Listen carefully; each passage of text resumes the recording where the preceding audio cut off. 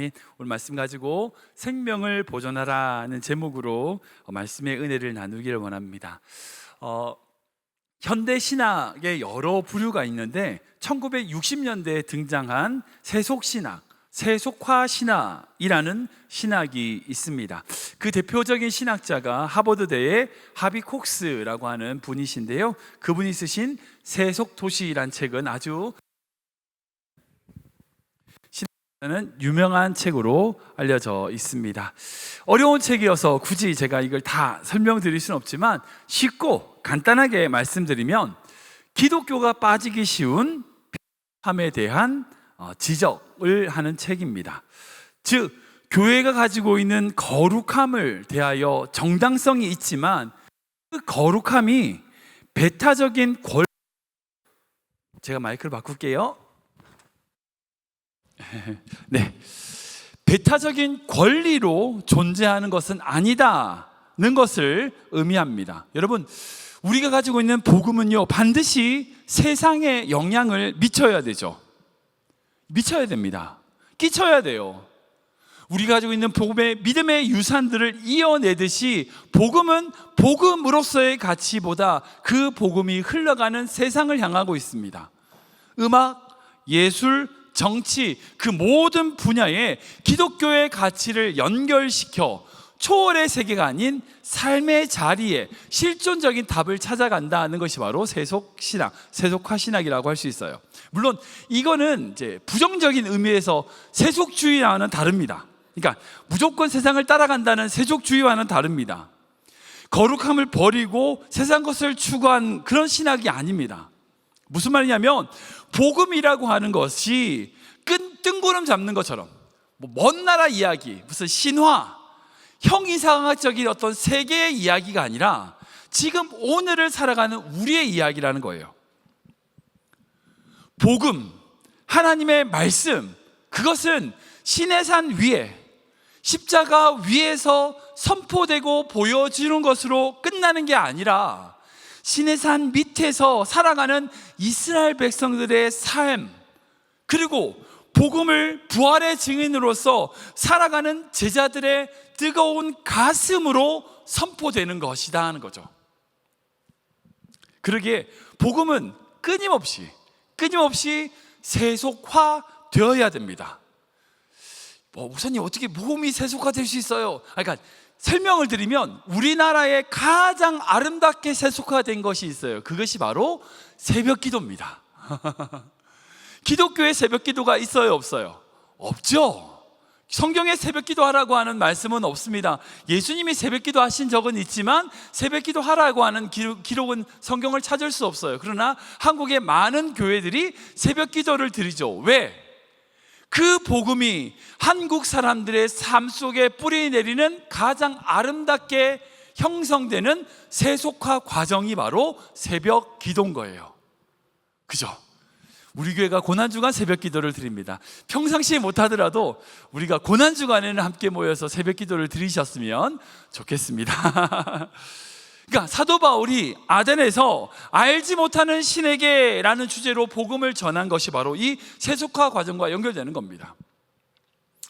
목사님, 왜 이렇게 갑자기 어려운 얘기를 꺼내십니까? 라고 물으신다면, 지금 우리가 살아가는 이 시대를 보려면서 신앙인으로서 그리고 목회자로서 제가 가지고 있는 근본적인 질문이 있기 때문입니다.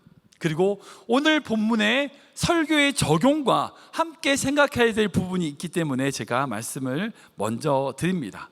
우리가 나누고 있는 이 창세기 19장은 정말 비참하고 어두운 이야기를 담고 있습니다. 바로 소돔과 고모라가 멸망하는 이야기입니다. 아브라함과 갈라선 롯이 그 소돔 땅으로 내려가죠. 그 땅은 우리가 기록된 것처럼 풍요롭고 아름다운 도시였습니다. 그런데 그곳에 악이, 정말 죄악이 가득했어요. 우리가 읽진 않았지만 그 소돔에는요, 얼마나 악이 심했는지 롯을 찾아온 그 천사와 동성애를 하겠다고 막 사람들이 찾아오는 거예요. 문을 두드리고 문을 부수려고 해요. 그 동성애가 빈번했던 것을 볼 수 있습니다. 그런 위기에 빠져 있던 그 롯의 가정을 이 천사들이 구해 주고, 그 아브라함을 생각하여 구해 주는 이야기가 이 19장에 등장하고 있거든요. 우리 29절 말씀 볼까요? 시작. 하나님이 그 지역의 성을 멸하실 때에 곧 롯이 거주하는 성을 엎으실 때에 하나님이 아브라함을 생각하사 롯을 그 엎으시는 중에서 내보내셨더라.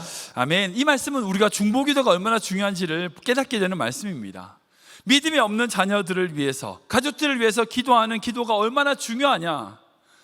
우리 아이들이 기도가 없고 믿음이 없을지라도요, 하나님은요 우리의 기도를 기억하셔서 우리 아이들을 지키시는 분이라는 거예요. 여러분, 이게 얼마나 감사해요. 아무튼 아브라함을 생각하셔서 이 천사들을 보내 이 롯의 가정을 구출하십니다. 구출해요. 그래서 롯이 어떻게 합니까? 사위들을 같이 데려가려고 그래요. 같이 가자, 이 망한데. 그랬더니 뭐라고 그래요?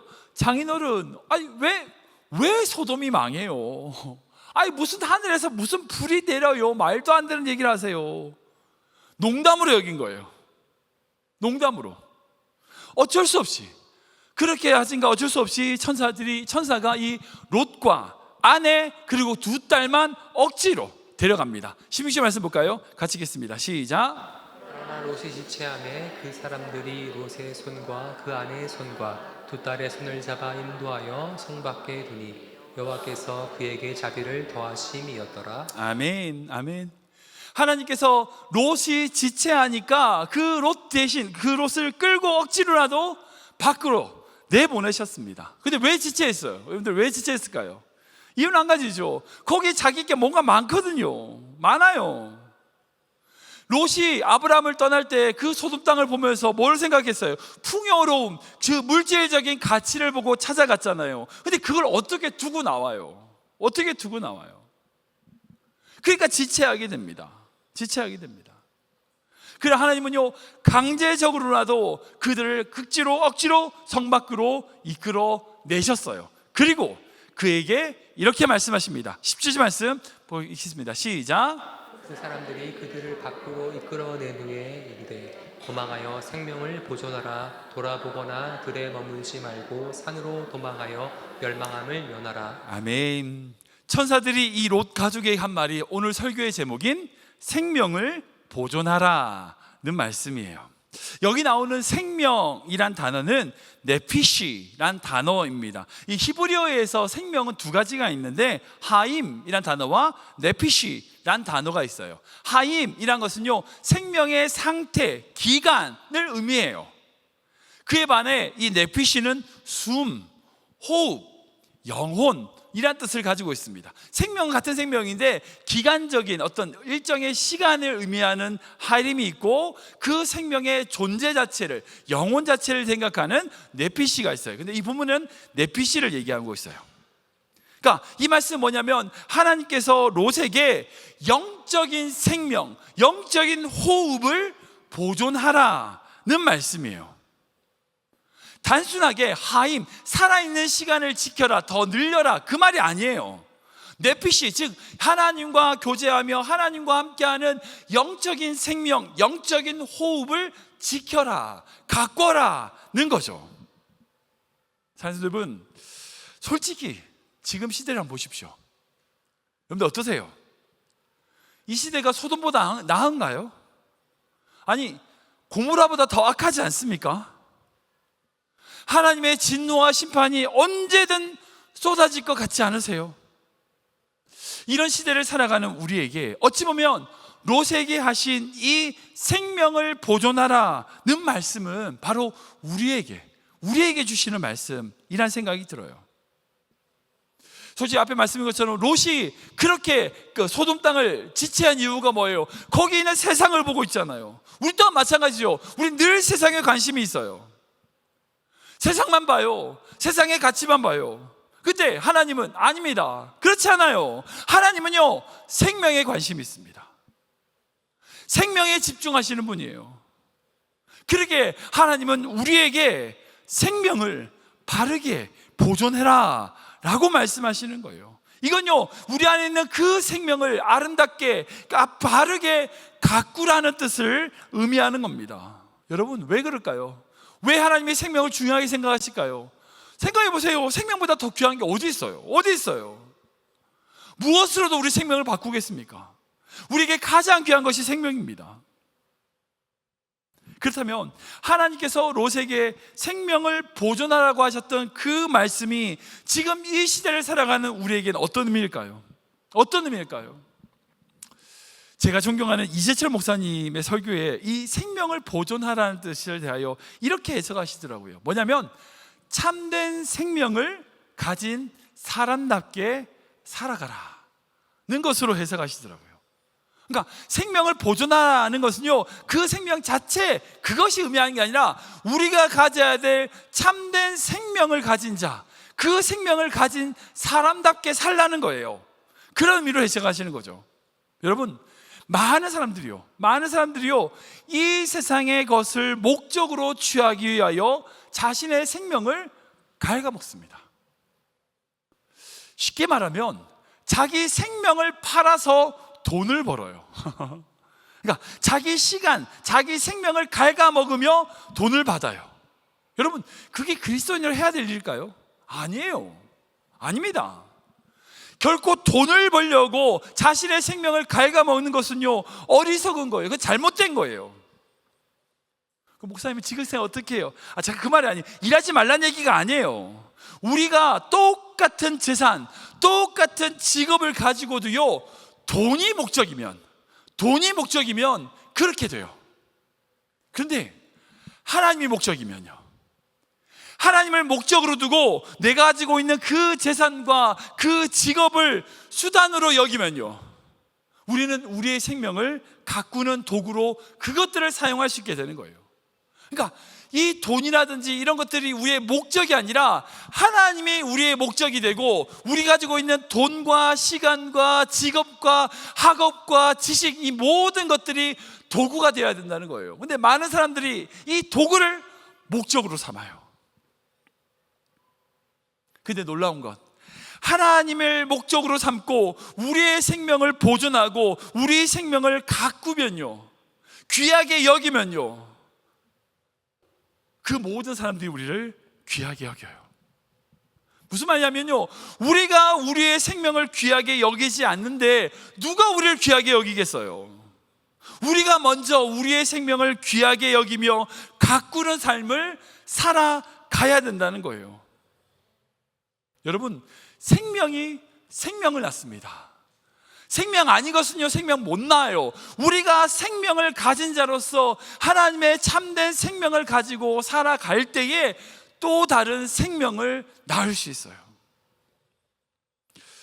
그러니까 하나님이 주시는 그 생명을 자신의 욕망, 자신의 재물, 자신의 무언가를 위하여 도구로 사용해버리는 그런 삶을 살면요, 결국 어찌 된지 아세요? 아끼지 않으면요, 사람들이 나를 아끼지 않게 돼요.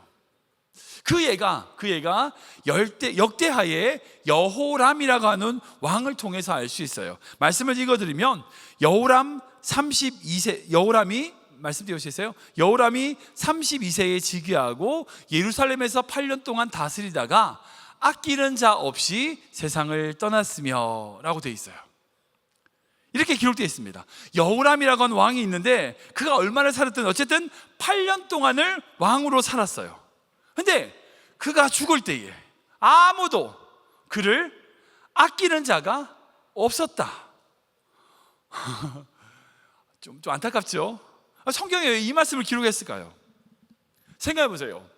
왕으로 살았다면, 임금으로 살았다면 얼마나 부귀영화를 누렸을까요? 좋은 것도 먹고, 좋은 데서 자고, 누릴 거 다 누리고, 가질 거 다 가지고 자기 마음대로 살다가 자기의 편한 대로 살았을 거예요. 근데 그의 그 생명을 바르게 보존하지 않았을 때에 결국 그가 떠난 이후에 어떻게 돼요? 사람들이 그의 생명을 귀하게 여기지 않는 거예요. 아끼지 않은 거예요. 아껴주는 사람 없이 그냥 죽음에 이르게 됐다는 거예요. 여러분, 이 말을 거꾸로 하면 어떻게 될까요? 만약 우리의 생명을 아끼고 우리가 하나님의 나라와 하나님의 영광을 위하여 생명을 보존하며 바르게 살아가면 우리가 죽을 때에 많은 사람들이 우리의 생명을 아끼지 않을까요?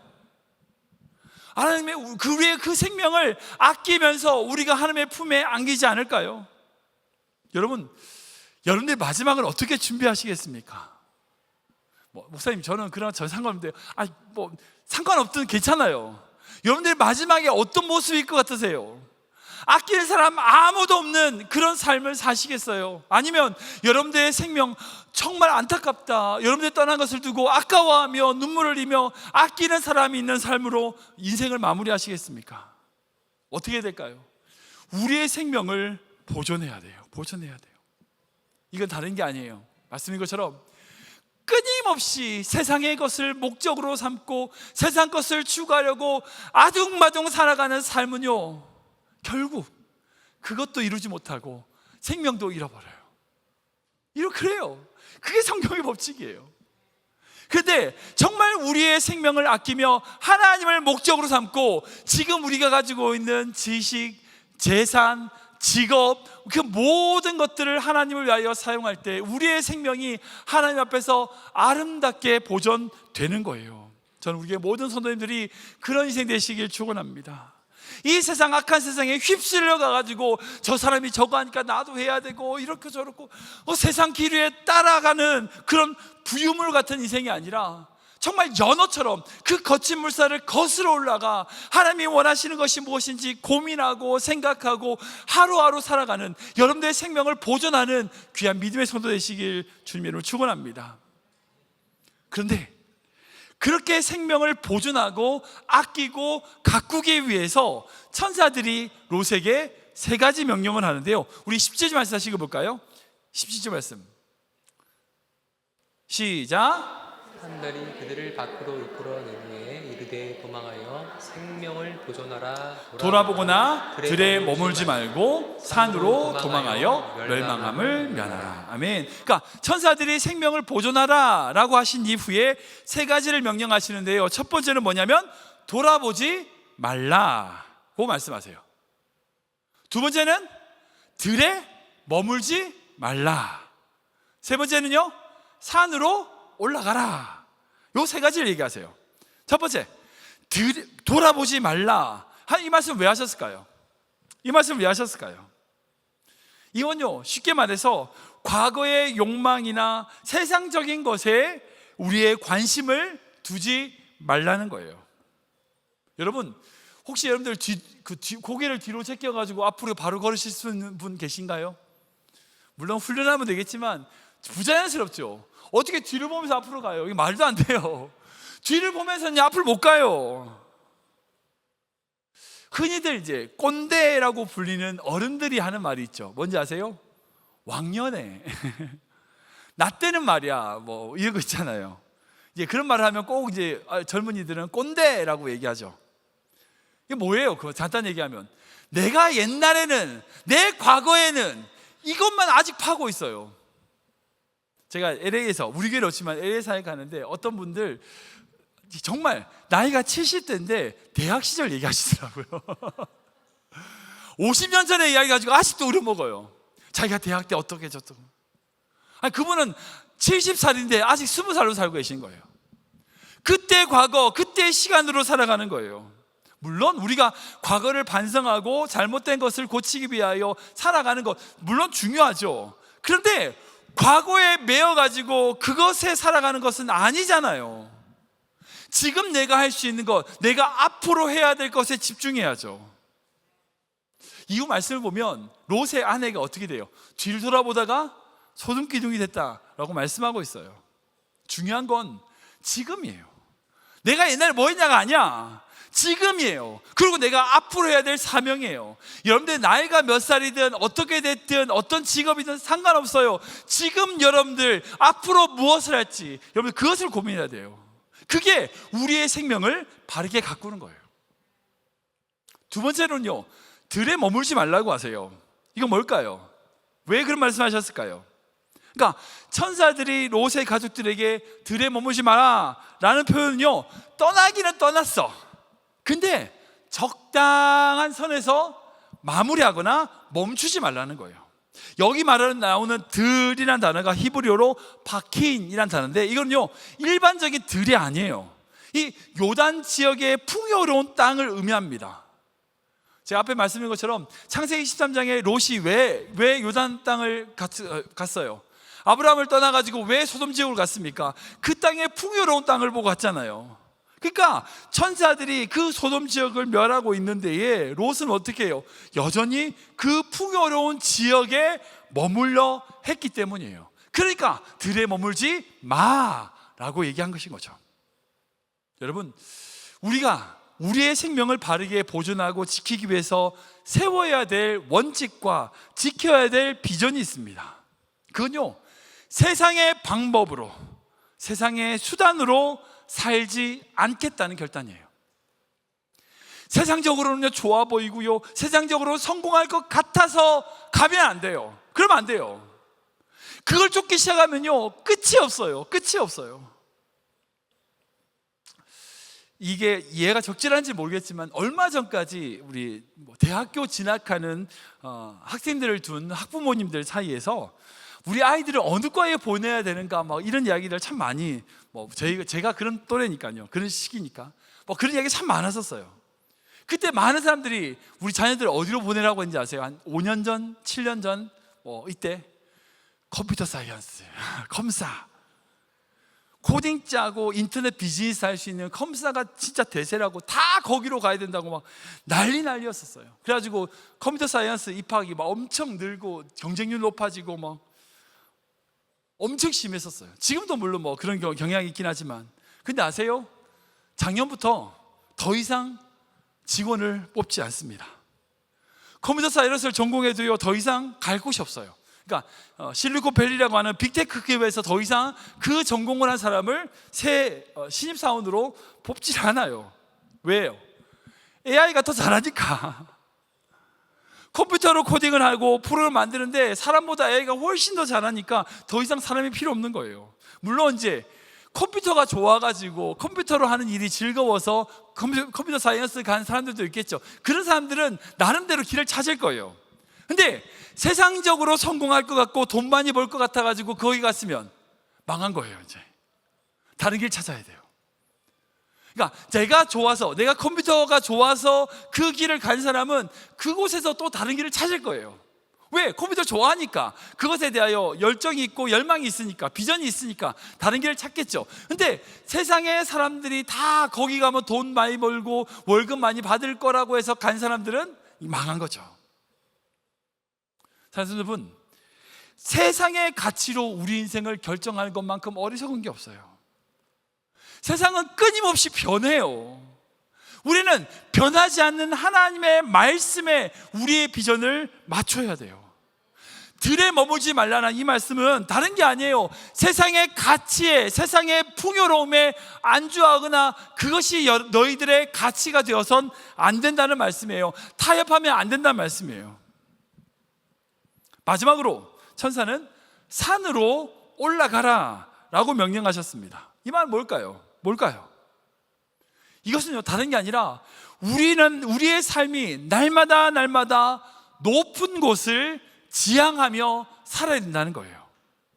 사랑하는 여러분, 우리는요 기도의 산으로 올라가야 됩니다. 어제보다 오늘 더 나은 기도를 드릴 수 있어야 돼요. 더 성숙된 기도를 드려야 됩니다. 우리는 말씀의 산으로 올라가야 됩니다. 어제 읽었던 그 말씀보다 오늘 읽는 그 말씀에 더 깊은 묵상과 더 깊은 은혜를 발견하고 찾아야 돼요. 말씀의 산을 더 많이 올라가야 돼요. 우리는 헌신의 산을 올라가야 됩니다. 오늘은 그저 내 가족을 위하여, 내가 사랑하는 사람들을 위하여 헌신했다면, 내일은 더 많은 사람들을 위하여, 내가 알지 못하는 사람을 위하여 헌신해야 돼요. 오늘 하는 헌신보다 내일 하는 헌신이 더 깊은 헌신으로 주님께 드려야 돼요. 그 자리에 머물러 있어서는 안 돼요. 근데 솔직히 산 올라가는 게 좋아요? 힘들어요? 어때요? 힘들죠. 물론 이제 등산을 즐기시는 분들은 그게 좋다라고 하실 수 있겠지만 적어도 산을 올라가는 것은요 어렵고 힘듭니다. 그런데 하나님은 우리에게 뭐라고 말씀하세요? 산을 올라가는 수고를 하라는 거예요. 마치 그런 수고를 우리의 신앙과 우리의 삶의 자리에서 해 나가라는 거예요. 우리 삶에 더 높은 곳을 지향하며 한 걸음 한 걸음 걸어가야 돼요. 어디까지요? 예수 그리스도 그분을 닮을 때까지. 그리고 여기서 산을 올라가라고 하는 것에 또 다른 의미를 찾자면 산은요 하나님의 임재를 상징합니다. 그러니까 세상에 타협하지 말고 하나님의 임재 앞으로 나아가라 라고 하는 의미로 또 해석할 수 있어요. 그런데 안타까운 것은 이 롯의 가족이 어떻게 하죠? 어떻게 합니까? 이 세 가지를 지키지 못해요. 돌아보지 말라고 했는데 롯의 아내가 어떻게 해요? 뒤돌아봐서 소금기둥 됩니다. 들에 머물지 말고 산으로 가라고 했는데 이 롯이 이렇게 얘기하거든요. 우리 19절 20절 볼까요? 시작. 주의 종이 주께 은혜를 입었고 주께서 큰 인자를 내게 베푸사 내 생명을 구원하시라. 내가 도망하여 산에까지 갈 수 없나이다. 두렵건대 재앙을 만나 죽을까 하나이다. 보소서 저 성읍은 도망하기에 가깝고 작기도 하오니 나를 그곳으로 도망가게 하소서. 이는 작은 성읍이 아니니까 내 생명이 보존되리이다. 아멘. 롯은 결국 아내는 뒤돌아보면서 소금 기둥이 되어버렸고 롯은 결국 산으로 올라가지 않고 들에 있는 소알이라고 하는 작은 도시에 머물게 됩니다. 만약 이 롯이 이 요단 지역을 벗어나 하나님의 말씀하신 산, 헤롯산이든 히브리산이든 어느 산이든 그 산으로 올라갔다면 그의 인생은 새로운 삶이 되었을 수 있었을 거예요. 그런데 그는 그러지 못했습니다. 오늘 읽었던 이 창세기 19장 이후로 롯은 이 성경의 역사에서 완전히 사라지게 됩니다. 쉽게 말하면 그의 생명을 온전히 보존하지 못했다라고 할 수 있는 거죠. 저는 이게 모든 성도님들이 이 롯의 길이 아닌 아브라함의 길을 걸어가는 성도 되시길 축원합니다. 어떤 삶의 자리라도요 주님이 주시는 생명을 보존하고 그 생명을 아끼고 가꿈으로 주의 백성으로서 하나님이 기뻐하시는 귀한 영광의 백성 되시길 주님의 이름으로 축원합니다. 말씀 정리하겠습니다. 제가 이 창세기 19장 말씀으로 설교를 준비하기 위해서 여러 목사님의 책 그리고 설교 이런 것들을 많이 찾아보면서 준비했습니다. 근데 이 설교를 준비하면서 많은 목사님들과 많은 책에서 이 본문 말씀을 가지고 워낙 사실은 이게 소돔이란 땅이 워낙 악하니까, 그러니까 워낙 악하다 보니까 세상과 구별된 삶을 살아야 된다는 것을 강조하는 해석들이 대부분이었습니다. 그러니까 그런 것 같아요. 왜냐하면 이 악한 소돔과 같은 이 세상에서 우리가 거룩을 유지한다는 것이 쉽지 않기 때문에 우리가 그 거룩을 유지하기 위하여 이 세상과 구별된 산으로 올라가야 된다, 또 다른 세계로 가야 된다라고 하시는 말씀은 분명히 해석에 동의가 됩니다. 그런데 이 말씀을 혹시 우리가 분리주의, 거룩이라는 것을 명분으로 분리주의로 접근하면 안 됩니다. 무슨 말이냐면 거룩한 사람과 악한 사람을 구별시켜서 나는 거룩하니까 여기로 갈 거야 라고 그들을 완전히 차단해 버리는 것으로 해석하면 안 된다는 거예요. 제가 앞에서 세속화 신학에 대한 말씀드린 이유가 바로 그겁니다. 우리는 우리의 생명을 보존해야 됩니다. 근데 세상과 단절된 삶을 통하여 보존하는 게 아니에요. 구약의 사회 공동체나 중세시대의 수도원이나 지금 이 시대도요 기독교 근본주의 아미시 마을처럼 아무것도 없이 세상과 단절되는 것처럼 살아가는 것이 답이 될 수 없어요. 세상과 단절되는 것이 거룩이 아니거든요. 세상 속에서 그 세상 가운데 주님의 마음을 가지고 살아갈 때에 우리의 생명이 바르게 보존될 수 있어요. 무슨 말이냐? 지금 내가 가지고 있는 직업과 학교, 관계 안에서 주님의 생명을 갖고 나가야 된다는 거예요. 그게 거룩이에요. 그게 거룩이에요. 성도 여러분, 요즘 세계 정세를 보면서 뭐가 어떻게 느껴지세요? 어떻게 보이십니까?